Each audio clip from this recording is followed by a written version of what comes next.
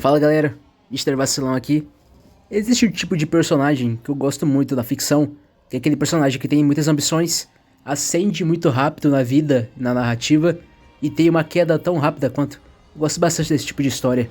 E é sobre esse tema que vamos tratar nesse vídeo. Personagens na ficção que foram do auge à queda. E a gente pode começar com um dos melhores exemplos possíveis, que é o personagem Tony Montana no filme Scarface. Na real ele é uma representação visual do mito de Ícaro. Um garoto que construiu as suas asas, voou muito perto do sol, chegou lá em cima, só que as asas queimaram e ele caiu de cara no chão. E o que eu gosto do personagem do Tony é que por mais que ele seja demonstrado, representado como um personagem imprevisível, com vários problemas de raiva, quase um sociopata, quase um Trevor Phillips 2.0, apesar de tudo isso, o motivo que origina a queda do Tony Montana é na verdade uma boa ação dele, quase, já que ele nega em matar o jornalista e os filhos dele que estavam no carro. E basicamente isso é o começo da queda do Tony no filme. Mas claro que existem outros fatores, a impulsividade dele, a raiva dele, a dificuldade dele em acertar ordens, várias outras coisas, a relação dele com a irmã, a necessidade de posse que ele tem com relação à irmã, várias outras paradas. Mas se tu parar pra pensar, ele fez uma boa ação e essa boa ação teve consequências negativas no império das drogas lá do Tony, cara. Ele acabou se ferrando por isso. O que significa que a moral do filme é: não salve a vida de jornalistas. Tô brincando, brinks YouTube, brinks. Mas falando sério agora, ia ser mó da hora se o Tony sobrevivesse no final do filme, cara. Claro que aí não teria a moral do filme, não teria a mensagem final. O filme não faria sentido nenhum, tá ligado? Mas seria bem da hora, cara, seria muito maneiro. Se ele se aliasse ao Manny e fosse atrás do Sosa, ia ser mó da hora. E é o que acontece no jogo do Scarface, não sei se vocês sabem, mas Scarface teve um jogo, é um jogo bem antigo. E basicamente a história do jogo é um what if. Se o Tony tivesse sobrevivido ao massacre da mansão. E a história é o Tony indo atrás do Sosa e se vingando. É bem interessante, vocês poderiam dar uma olhada. Outro exemplo bom pra esse tipo de personagem, pra esse tipo de quadro que eu tô fazendo aqui, personagens que foram do auge, a queda e tal, é o Robb Stark da série Game of Thrones e das Crônicas de Gelo e Fogo.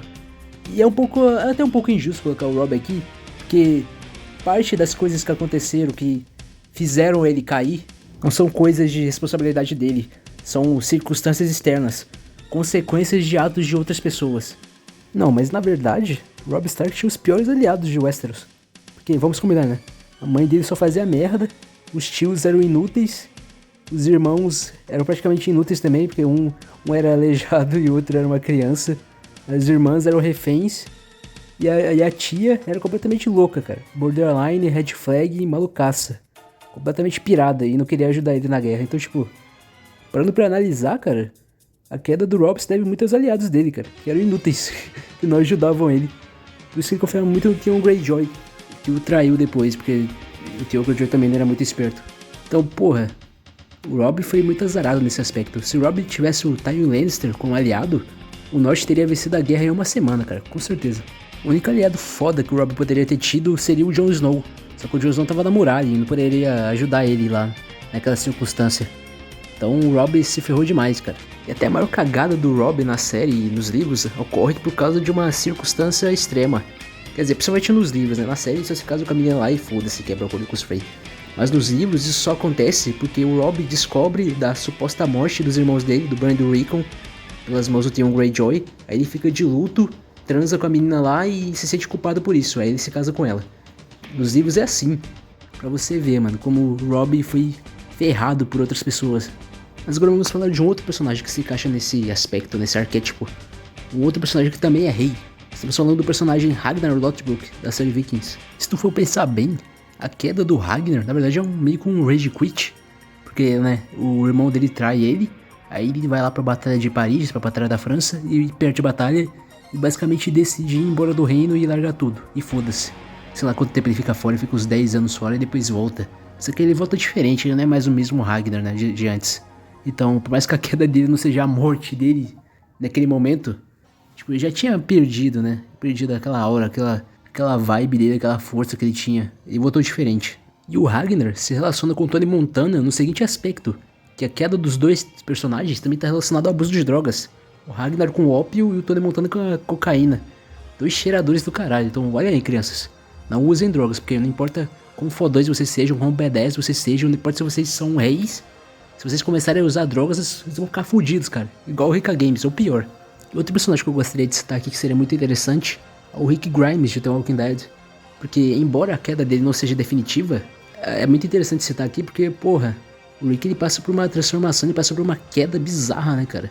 Ele é completamente traumatizado pelo Negan lá na 7ª temporada, cara. Isso é muito legal, porque o Negan mata o Glenn e deixa o Rick completamente maluco.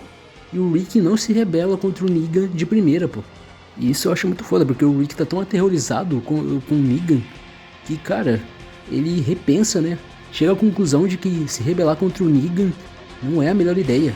Tipo, ele fica com medo mesmo de que ele morra ou que as pessoas que ele gosta morram. Só depois ali de vários episódios que ele decide, mano, eu tenho que matar esse cara, eu tenho que me vingar. Só que isso demora, mano, isso eu acho bem legal. Mas o mais interessante que essa queda da psique do Rick na 7ª temporada, essa queda do ego dele, eu acho mais interessante a queda da moral dele, que ocorre depois lá do arco do governador. Já que o grupo se separa e eles passam por umas situações horríveis e o Rick ele é posto à prova e ele faz coisas extremas pra sobrevivência do grupo. Eu acho essa queda moral e ética do Rick bem mais interessante. Quer dizer, não bem mais interessante, mas tão interessante quanto. Que é a queda da psique e do ego do Rick. Porque o Rick da 6ª temporada tá se achando fodão, cara. Tá se achando o líder mais pica de todos. De que tudo que ele faz dá certo, que tudo que ele fala tá certo. E que a melhor maneira de se resolver tudo e de que se lidar com as coisas é do jeito dele. E que os planos dele nunca iriam dar errado. Aí chega a 7ª temporada e vira o mundo dele do avesso, cara. Isso eu acho muito legal, muito maneiro. Mas falando em ego e queda de personagens, não poderia deixar de citar o nosso querido Heisenberg. Ou melhor, Walter White. E o bagulho é bem doido aqui com o caso do Sr. White, porque não houve só a queda do Walter White em si, e sim da própria família, cara. Mas eu não vou jogar o Sr. White com tão afinco dessa vez, porque além do Sr. White ter câncer, ele também era careca, e todo mundo sabe que um homem careca não tem nada a perder, então dá pra dar essa colher de chá pra ele, cara. Tirando a parte em que ele recusa andar de kart com o Jesse, isso aqui foi bem cruel, mesmo para os padrões de um homem careca. E olha só que coincidência, mais um personagem envolvido com drogas. O que os roteiristas das séries americanas têm contra as drogas, cara? Tô percebendo um padrão aqui. Enfim, de qualquer forma, esses foram os principais personagens que eu pensei que foram do auge à queda nas suas respectivas séries, obras e tal. Talvez eu faça uma parte 2 desse vídeo, cara. É um tema bem legal. Vamos ver. E talvez eu faça mais vídeos na próxima semana. Quer dizer, eu tô tentando manter uma frequência melhor. Só que, né, é foda, mano. Eu não tenho tanta criatividade assim, cara. Eu não consigo pensar em tantas ideias boas pra vídeos tão rápido. Mas sei lá, eu vou ver, mano. Eu vou ver. Enfim, galera. Valeu, falou, fui.